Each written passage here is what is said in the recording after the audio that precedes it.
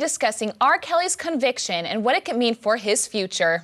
Followed by a local police shooting that left many beachgoers traumatized. Plus, we will be discussing the Biden administration's response to Haitian migrants and a look inside of California's deadly wildfires. I'm Chris Adler. I'm Amanda Mendoza. And I'm Jorge Flores. Thank you all for joining us today at The Report, where keeping our students and community informed is our priority. Follow us on Twitter at The Report CSUF or on our Titan TV Instagram, Titan TV CSUF, to keep in touch with us and view our new content.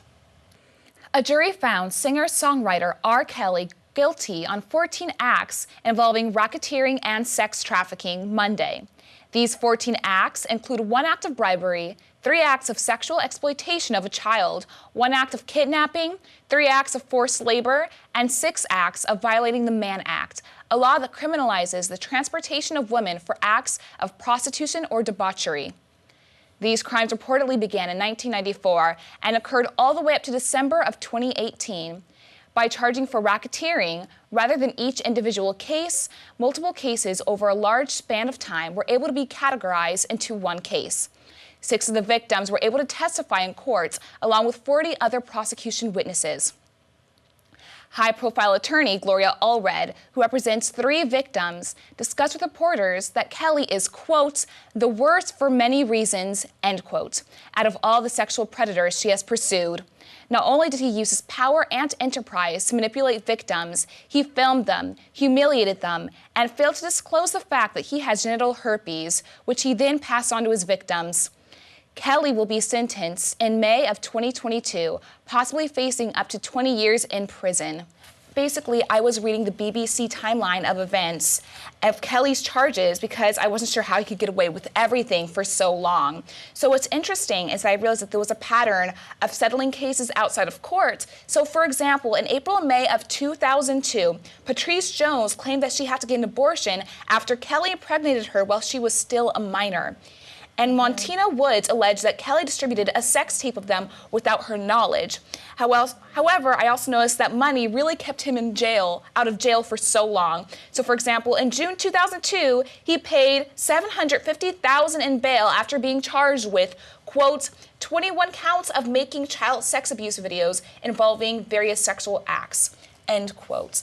So I personally think that his money, his power, his enterprise is what was able to keep him from going to jail for such a long time. And to me, that is absolutely terrifying that he really created a culture of fear and terrified and traumatized these victims.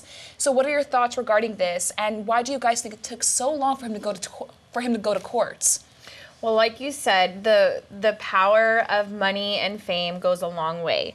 And with so many people in his camp probably earning off of what he was doing, benefiting off of it being kept secret, I think when you have fame and status like R. Kelly, you have the ability to manipulate people the way that he has, and not just the victims, but all the people around you who stay silent and don't do anything about it, because this has been going on since the Aaliyah days.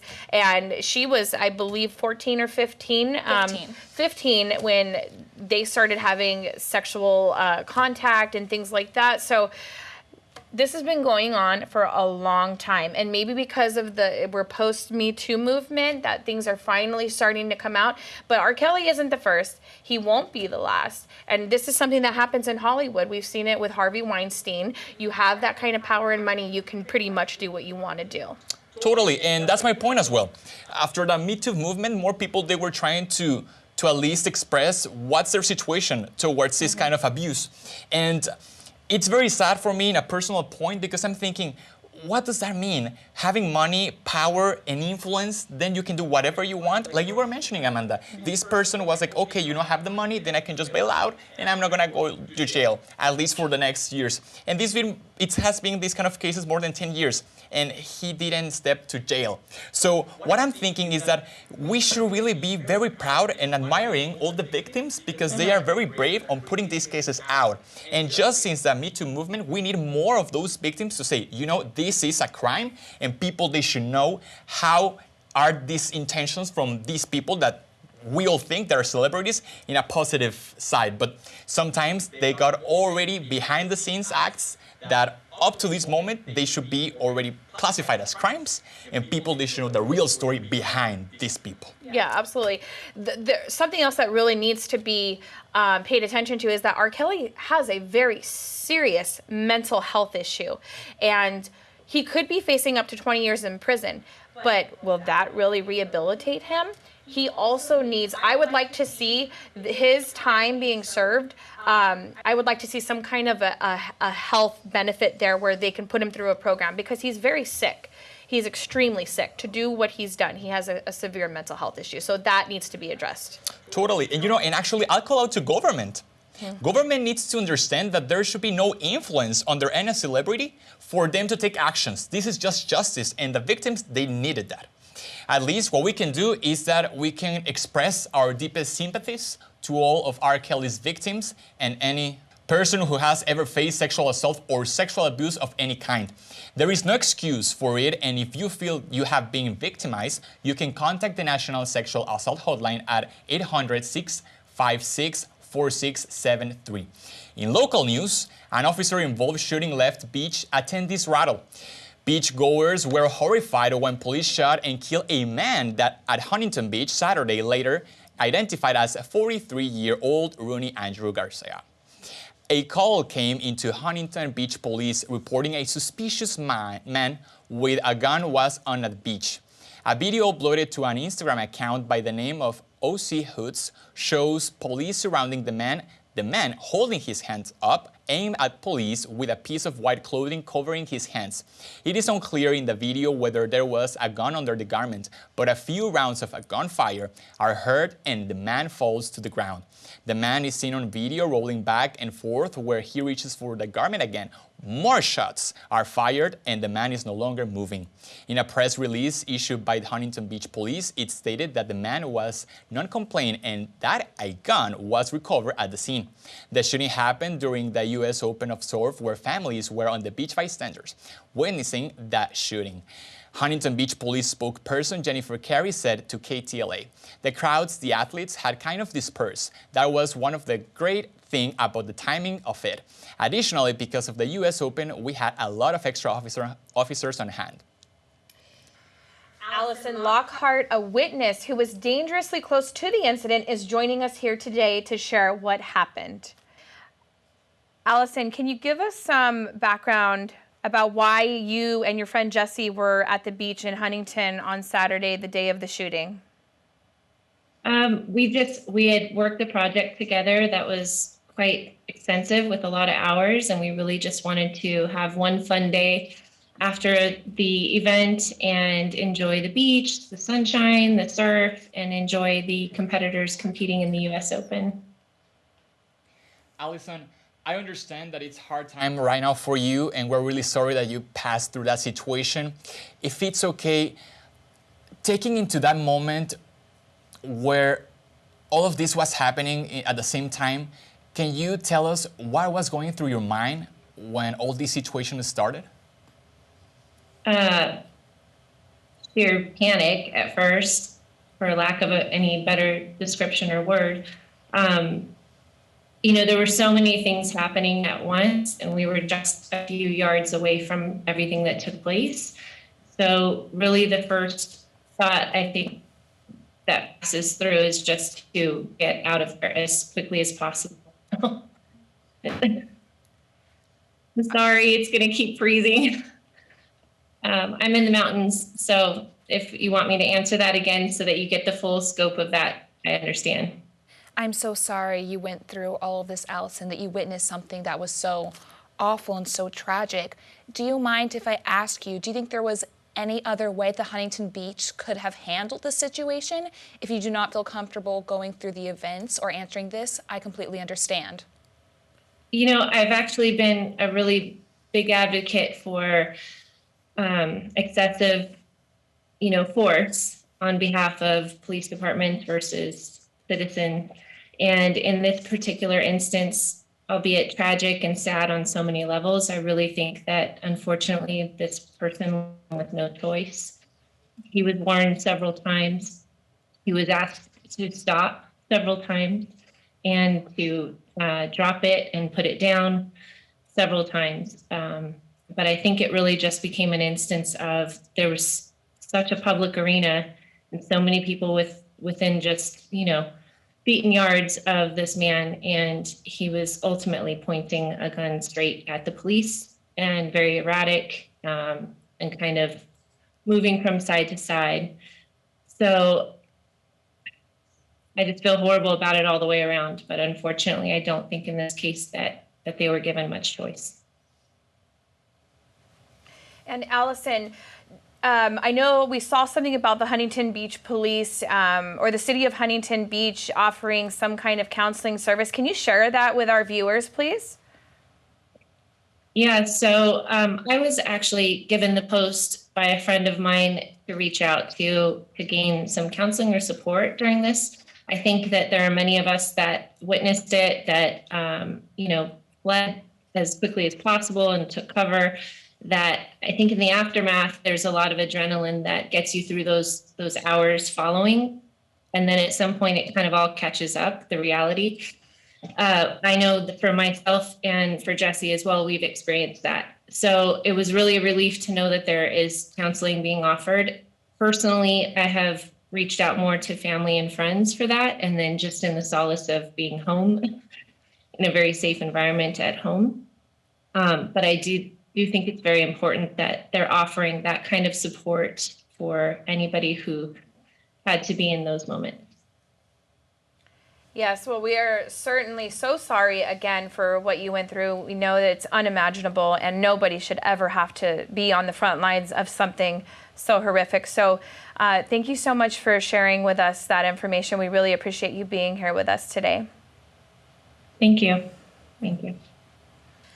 So for Allison, it's definitely going to take some time to process what her and Jesse went through. I mean, it's extremely traumatic to see a life taken. Even to hear a life being taken is something that most people go their entire lives without seeing. So that's extremely traumatic. But I want to share with you guys, I had an opportunity to speak with Jennifer Carey. She's the spokesperson for the Huntington Beach Police Department. Seeing the video is extremely graphic. It was extremely disturbing for me. And we don't see a gun necessarily. You can't really make out a gun under the garment. I don't know why he was holding it under a garment. Maybe trying to conceal it. I don't know. But I asked Jennifer Carey was there an actual gun on scene? She said, yes, there was a gun found on scene. I asked her if the gun that was found on scene was the gun that he was holding. Was he ever really holding a gun under that garment? And she said she could not comment on that because it's an ongoing investigation. I also asked her if the gun found on scene was loaded. She could not answer that, saying, again, that is an ongoing investigation. But in seeing that video, what do you guys think about this? Well, at least for me, I am between two main points. The first one is that I'm not pretending to be the devil's lawyer, but at least we can agree that the man was already fall down. He was already on the sand, on the ground, and they were still shooting at him at least 5 more times. And that, for me, that's already police brutality. And I think that if they were trying to protect the people, which I understand, because I was already talking about the public safety, this is not correct, or at least what's the image that they are showing to viewers, to people, to society in general? I think things they could have gone way different than what actually happened. I agree, Jorge. After they shot him for the very first time, after watching the video, I realized he could barely move. I noticed that he was trying to touch the garment. He was trying to reach for something. But at the same time, I think the police should have gone there, apprehended him, and ensured the situation didn't occur. But then not only shooting 1 more time, but shooting about 5 more times, I think that was abuse at a certain point. And we didn't even know what we had. We couldn't see anything. So I'm just wondering, what was the point of that? So I think that's a really interesting conversation to have. How much is too much? Yeah, and like Allison said, he was non-compliant. Multiple people have reported hearing the police say, stop, put it down, yelling commands at him, and he was not listening. So I think that it's safe to say that there was no choice for the police to take him down the first time. The problem that I have with it is seeing the man reach, after he's been shot, reach for the garment and kind of almost just lifelessly trying to reach for it. Was it really a threat to police at that point? Now, my uncle is retired Irvine police sergeant. I definitely have respect for the police, but I do not condone excessive police abuse. And I'm not 100% certain, Jorge and Amanda, that they needed to fire off that second round. Now, a police officer will, of course, argue, and my uncle argued this at me, telling me be part of the solution, basically that an officer has a split second to make that decision, and I completely understand that. But looking at that video, it seems to me that it was taken a little too far. Yeah, and something that comes to my mind as well is that there's also the trolley theory. So the trolley theory talks about how we can decide between two things. But sometimes there's gray area.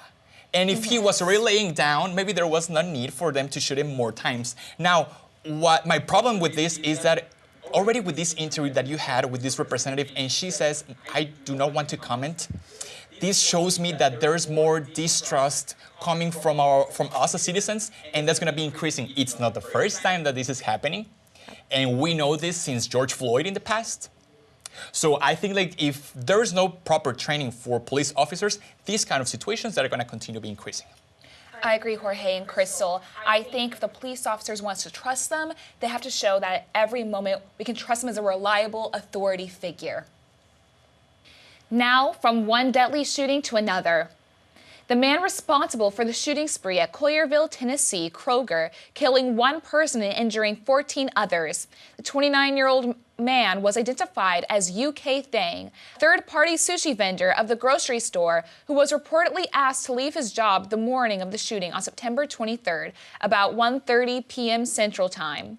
A 911 call came in about an active shooter in the Kroger. The suspect shot 10 employees and 5 customers, killing one woman, 70-year-old Olivia King, a mother of 3 sons. People were found hiding in all corners of the store, including the store's freezers. The police said that the shooting was over in just minutes after the call, and the shooter was found dead, reportedly from a self-inflicted gunshot wound.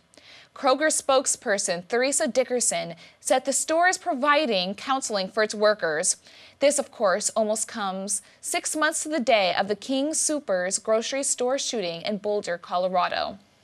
I think it's so terrifying how normalized gun violence is in this area, in this country. So when I heard of this, I was like, oh my gosh, that's absolutely terrible.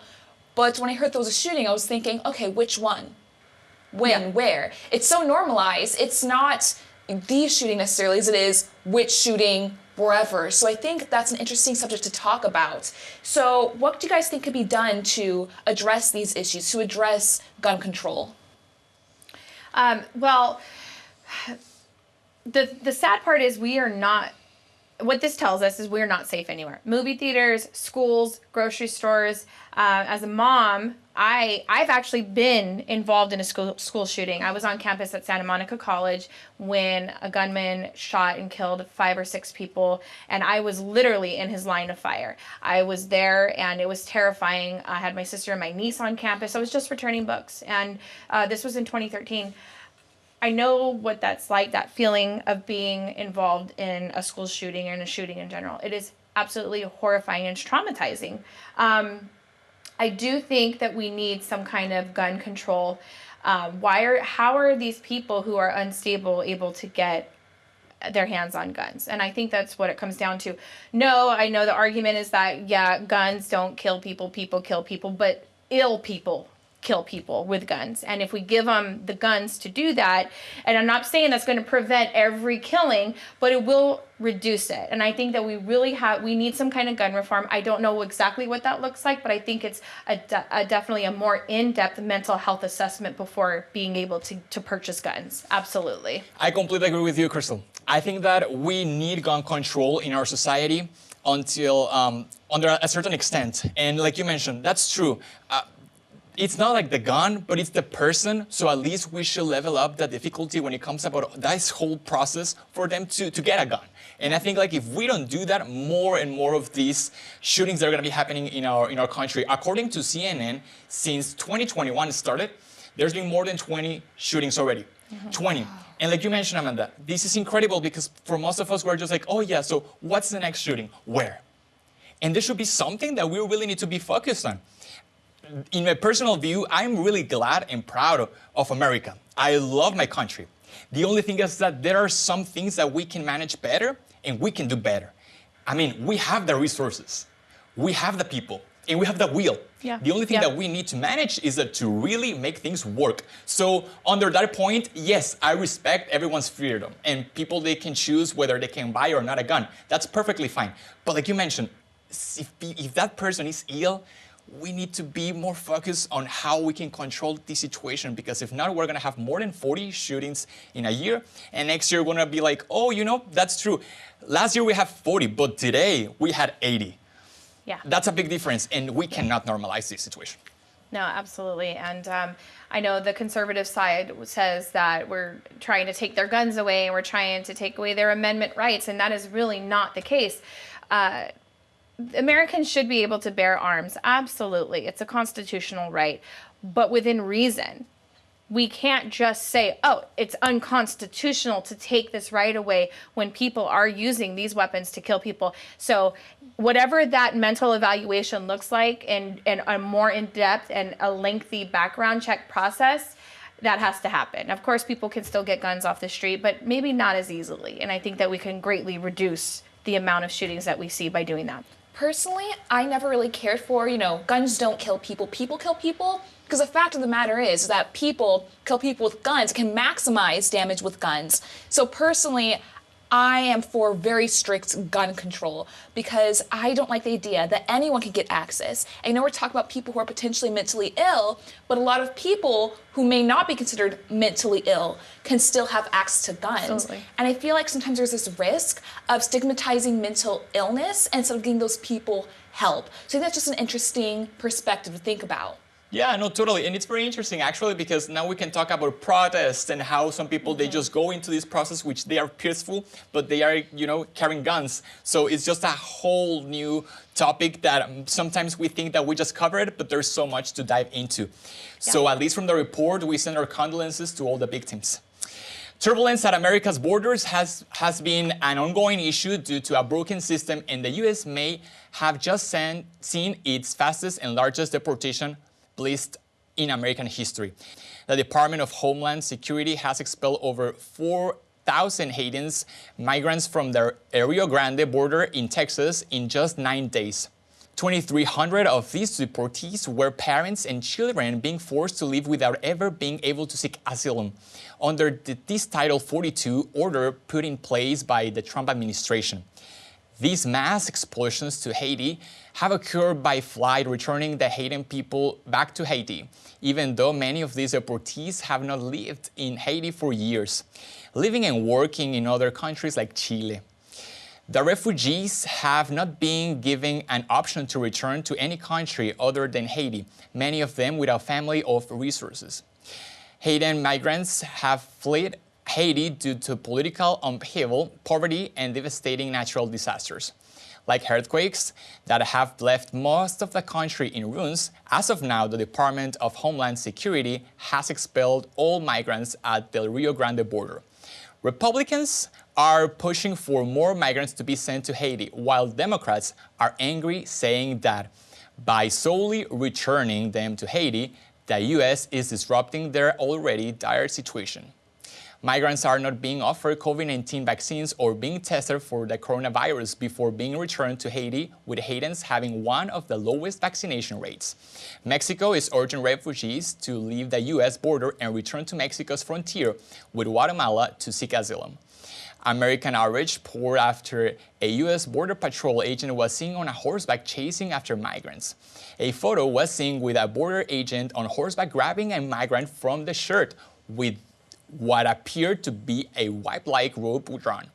The photographer who captured the image reported that he never actually saw agents whipping the migrants. Biden said in a press conference that border agents' actions sent the wrong message and that it was, quote, horrible to see people treated like they did, horses running them over, people being strapped. It's outrageous. I promise you, those people will pay, end quote. Once again, we have this migrant crisis, and I want to know your opinion. Starting from my point, in my personal view, this is a humanitarian crisis. it's more than just leaving people or leaving them to come into our country, fly away. It's more about they are trying to seek a place, a better place for their lives, and we are not giving that opportunity. So what are your thoughts overall in this situation? I think it's very cruel what the U.S. is doing to these Haitians because, first of all, these people want to make a better life for themselves, right? And so for America to just turn them away and leave them alone, despite the fact that in Haiti there's problems with earthquakes and poverty and COVID. And I think it's especially cruel that the U.S. did not provide these immigrants resources to the COVID vaccines, especially when there's so many people in the U.S. who don't even want to take the vaccine in the first place. So I think that was very cruel. And regarding the picture, I think that just really strengthened the impact of the whole situation. Just seeing these two men ride on a horse and just chase these immigrants, that was absolutely cruel to me. What are your thoughts, Crystal? Well, like my professor, Craig Lofton, one of the American Studies professors here at Cal State Fullerton, asked our class, why do people come to America? Why do they do it? People don't come to America because they're happy, safe, healthy. It's an inconvenient trek to leave your country and leave everything you've known, your native language, everything, your family, friends. People don't do it because they have any other choice. It's extremely inconvenient. And I think that so as Americans, I think a lot of us don't realize that these people do not have any other choice. They are suffering, they are dying, they are diseased, they are starving, they don't have jobs. I mean, it goes on and on.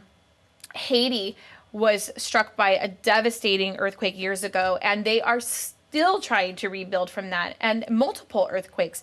It's the natural disasters that happen in Haiti can leave the entire country in ruins because they don't have the infrastructure like we do. So when that big earthquake hit, it just devastated all of their infrastructure. And we need to do better. We as a country are one of the strongest, most powerful, and wealthiest nations in the country. We have to do better. This is a state of emergency. We need to do better, and there's absolutely no excuse. And whether the border agent was whipping or not whipping the agent, the fact is he's on a horse. Imagine what that feels like for the Haitians, seeing something like that. They're trying to flee. They're trying to get asylum, and an American on a horse is grabbing them by the shirt. It is unacceptable. But there is a bigger problem here. We need to do better as Americans to help those seeking asylum. We absolutely do. There's no question about it. Exactly. And, and I'll add something to the Biden administration. I mean, we just heard his quote. Of course, there's a problem. Of course, we need to do something. But my question is, I mean, what's really happening here? Are we taking actions as federal government? And in my personal opinion, as a student of political science, I'll say that I believe President Biden is a little fearful when it comes about getting his authority as president of the United States towards a state or local level. Mm-hmm. So I love that he speaks with much power, but I don't see actions coming in the near future. Yeah, I agree. I'm a Democrat, but I am so disappointed in the way that the administration has been handling the crisis at the border, and not just with the Haitians, but at the Mexican border as well. So the system is broken. Homeland Security is broken. The Border Patrol system is broken, and we desperately need to have some kind of reform, because seeing children being sent back to a country where they have no chance. We're not giving them any chance to survive. It's inhumane. It's absolutely inhumane, and we have to do something about it. And speaking of natural disasters are just a part of being a Californian, right? But what about when someone is intentionally or recklessly setting these disastrous fires? Northern California continues to battle the wildfires, with thousands of people being evacuated. The newest fire, known as the Fawn Fire, is believed to have been an arson fire set by a woman identified as 30-year-old Alexandra Soverneva. The report came in from CAL FIRE, which was sent to Shasta County District Attorney. The DA said in a press conference that a woman who was hiking in the Redding area, quote, emerged from the brush where the fire had started with an operable lighter in her pocket, end quote. The woman claimed she was trying to boil water that had bear urine in it. The woman was arrested, and felony arson charges have been filed against her for arson and for arson during a state of emergency. She could face up to 9 years for starting the Fawn Fire, And an investigation continues to determine whether she was involved in any additional fires in the area, which could lead to additional charges. CAL FIRE said in a press conference that they have a zero tolerance policy for arson or illegal fire activity in Shasta County, urging citizens to report any illegal acts. Firefighters had just been battling the Dixie Fire since July 13th, which was reportedly started when a tree fell into a PG&E power line. The fire ravaged through 5 counties and burned through almost 1 million acres and killing 1 firefighter. The Dixie Fire is about 95% contained. CAL FIRE Representative Cheryl Bulievac joins us today to give us an update on the fires. Welcome to the report, Cheryl. We know that you guys have so much going on up north, so thank you for taking a moment out of your day to join us. And as of right now, can you tell us how contained the Fawn Fire is and what the effort was like to contain this fire? We're currently at 90% containment, and we are very fortunate that we've turned the corner.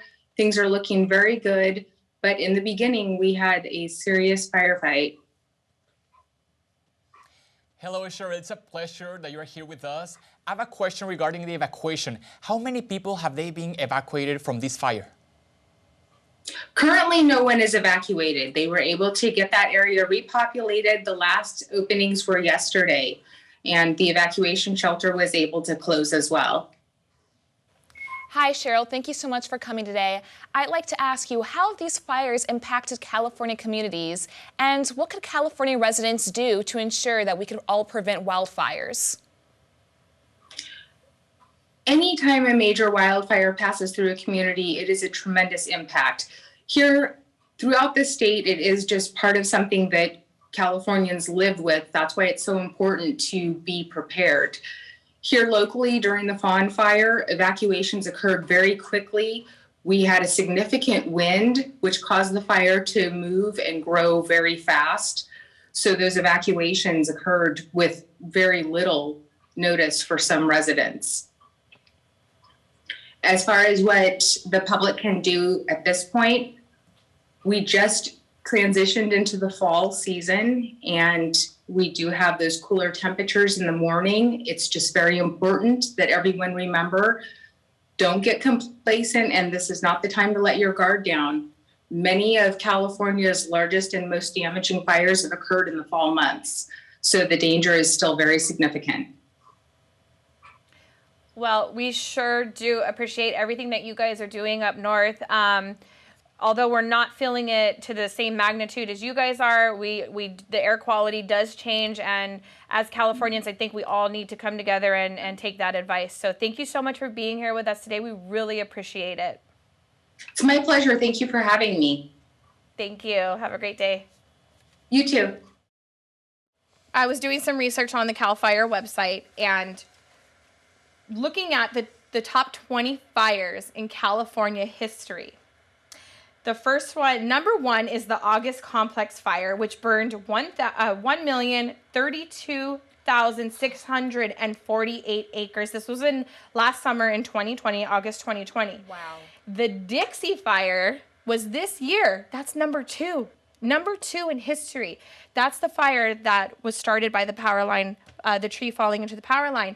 Almost number 1, right behind the August Complex Fire. It didn't make 1 million acres, but it almost did. 963,309, but firefighters were able to contain it and stop it before it hit the 1 million mark. But what's interesting is that 4 of California's fires, now we're talking in the history of California fires, 4 of them came out of this year. 4, you guys. Wow. That's a problem. That's a major problem.